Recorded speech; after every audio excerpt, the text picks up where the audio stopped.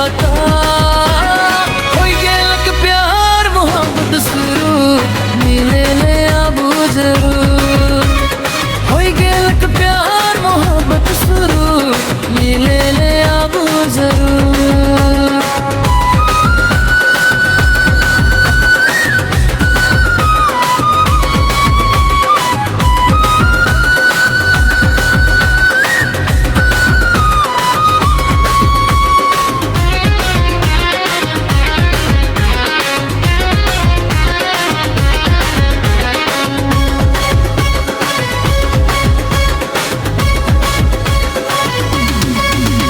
अरे पहली बार नैना से नैना लड़ी गे दिल में तुर प्यार कर फूल खिली गे।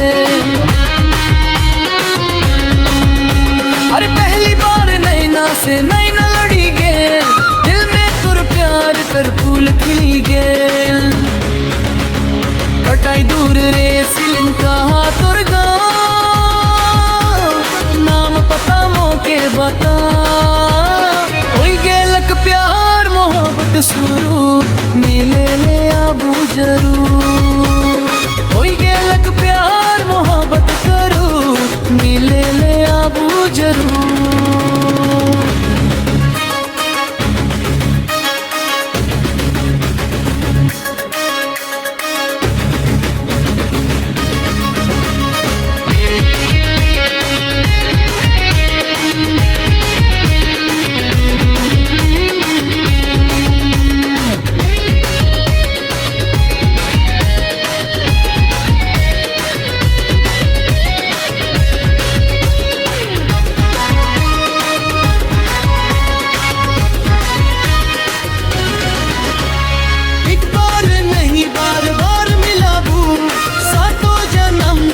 संगे रहबू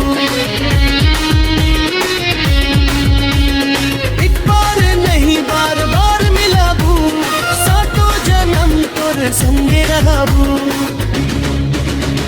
कतई दूर रे सिलिन कहा तोर गाँव